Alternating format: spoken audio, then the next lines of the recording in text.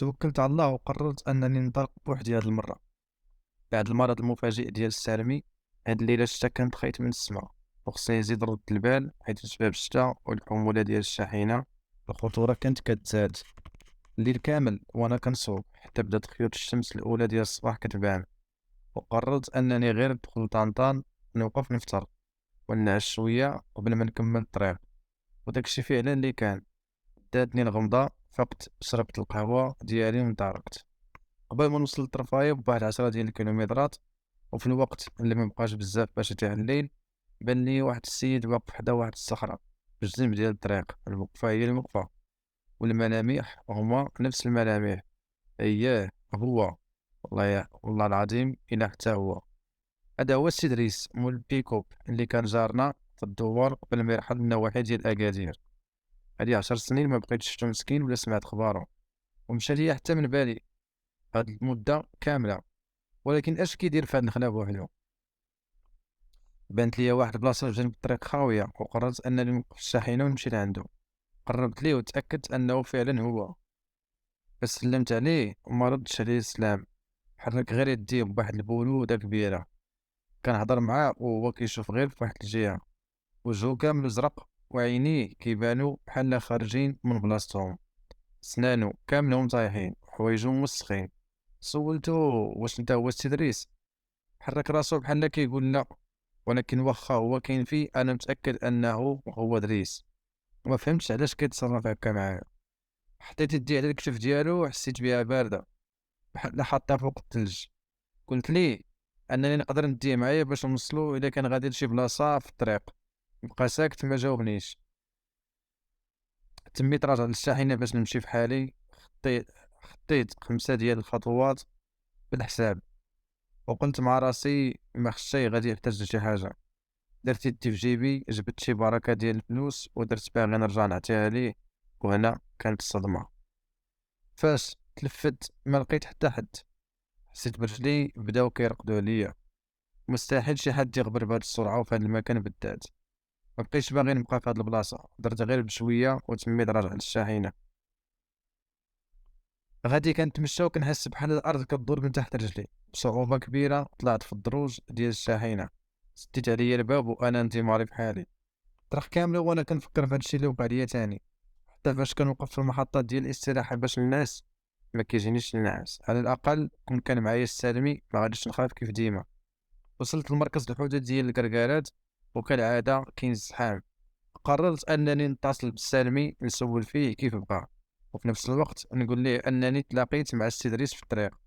وهنا كانت الصدمة الثانية، باش قال لي السالمي أن دريس مات هادي 4 ديال السنين في واحد الحادثة ديال السير. وفاش سولتو فين بالضبط وقع هادشي، جاوبني وقال لي قبل الدخله ديال طرفايه، اي في نفس المكان اللي شفتو فيه. وتاكدت في ديك اللحظه فعلا ان الطريق ملعونه. الطريق ديال المشي كتختلف كليا على الطريق ديال الرجوع. الا كنت غادي كتكون محصور بالوقت ولازم توصل للسلعه المواليه في الوقت المحدد. اما في الرجوع كتكون غادي على راحتك، واخا ما بقات راحه في الطريق. وصلت بالعشيه لموريتانيا، خويت السلعه اللي كنت هاز وقررت نمشي لشي اوتيل. ضربة بشي العسافة على تاركة، حيت النعاس في الشاحنة علقني هاد المرة أكتر من القياس. جميع الغرف اللي في الأوتيل كانوا عامرين ديك الليلة. بقات غير غرفة وحدة بالدوش هي اللي خاوية. قلت مع راسي مزيان نيت نضربها بشي تدويشة قبل ما نمشي ننعس، وقررت باش نقدها. فاش دخلت الغرفة وبسبب العيا مشيت مباشرة تلاحيت فوق السرير وحاولت نعس، ولكن النعاس طار بسبب كاع داكشي اللي وقع ليا في الطريق. وبقيت غير كنفكر وكنعاود مع راسي، واش انا مريض وبديت كنتوهم شي حوايج ما كاينينش. وقيلا خصوصا ان في جميع دوك المرات فاش كنتعرض لدوك المواقف كنكون غير بوحدي، اما فاش تيكون معايا السالمي ما كيوقع والو. ولكن السلسله ديال الحديث اللي لقى السالمي في الشاحنه ونشوف تدريس في نفس المكان اللي توفى فيه، فهادشي مستحيل يكون اوهام او حتى مجرد صدفه. من كثرة التفكير بلا ما نشعر داني النعاس. ولكن ديك الليلة دازت طويلة، جاني فيها بغطات في الحلم. وفاش كان كيقصني كنت كنحس بداك الشي فعلا بحال بصح. فقت كل يوم مخسر وعظامي كاملهم كيضروني بحال شي حد كان كيعطيني العصا. اما فاش شفت وجهي في المرايه لقيت رقبتي كامله حمراء. ربي مولاي اش هادشي ولا كيوقع ليا. قررت نشد الطريق ديك الساعه ونرجع بحالي للمغرب وانا غير كنفكر كيفاش غادي ندوز هاد الطريق بوحدي. صراحه الغلطه ديالي ما كانش عليا نسافر بوحدي لاي سبب من الاسباب. غادي كنصوب وكنتسنى غير في الأسوأ، وأي شخص أو حاجة كنشوفها كنصادفها في الطريق كتبقى نشوف فيها شحال باش نتأكد فعلا واش حقيقية أو لا. فاش قررت من ديك الصخرة اللي شفت فيها السي دريس قررت أنني ما نشوفش في الجهة ديالها نهائيا، لأنني ما بقيتش قادر نستحمل شي مفاجأة أخرى. وداك الشي فعلا اللي درت. فاش وصلت لديك البلاصة اللي تيقولوا ليها أخدي فيس، حاولت نحافظ على الهدوء ديالي ودزت، ولكن غير فتها بشي كيلومترات قليلة وبالضبط قبل من واحد المدينة سميتها الوطية، وأنا نشوف جوج عينين في وسط الطريق كيضويو بحال شي بولاط وسط الطريق. وديك الساعة عرفت أن الإثارة والخلعة ديال بصح يلاه غادي تبدا.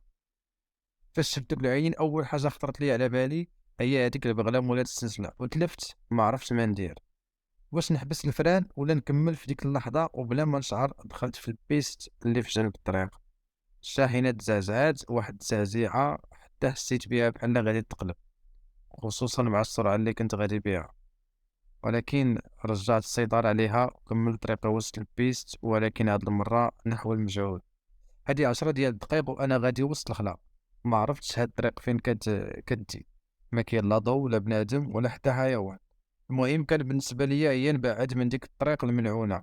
ولكن الحاجة اللي ما عرفتش ديك الساعة هي أنني اتخذت القرار الخاطئ، وأن الأسوأ ما زال باقي مبدأ.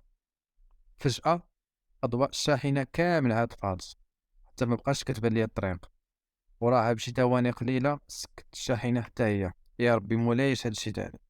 فبحال هاد المواقف بنادم كيفقد التركيز ديالو، وأول حاجة كتخطر ليه على بالو كينفذها بلا ما يفكر واش صحيحة ولا خاطئة. حتى حاجة ما كتسمع من غير الدقات ديال القلب ديالي اللي حسيت بيه بحال باغي يخرج من بلاصتو. جاب لي الله داير بحال شي واحد حاطينو فشي قفص ديال السباع، وما عارف ما يقدم ولا يوخر، وجالس كيتسنى في المصير ديالو. وفي وسط هاد اللحظات العصيبة سمعت شي حاجة كتقرب من بعيد. المصدر ديال داك الصوت غادي وكيزيد وكيقرب. عرفتو اش من صوت؟ الصوت ديال السلسلة المجرورة في الأرض. حاولت نخدم الشاحنة ويدي كيترعدو، ولكن ما بغاش تخدم. داك الصوت قرب ليا بزاف حتى شعرت ان ما بقى بيني وبينه غير شي امتار قليله. واش ننزل ونهرب؟ ساد عليا الباب ديال الشاحنه، وبديت كنتسنى الأسوأ. وفي لحظه وبدون سابق انذار سمعت صوت قوي ضرب الزجاج ديال النافذه ديال الشاحنه، وطال عليا الزجاج على وجهي. شفت في الجهه ديال النافذه بانوا ليا حوافر بيضين. هزيت اللبيل بالزربه ونقصت من الباب اللي على اليمين. فاش رجلي لمست الارض حسيت بها بحال تفدعات.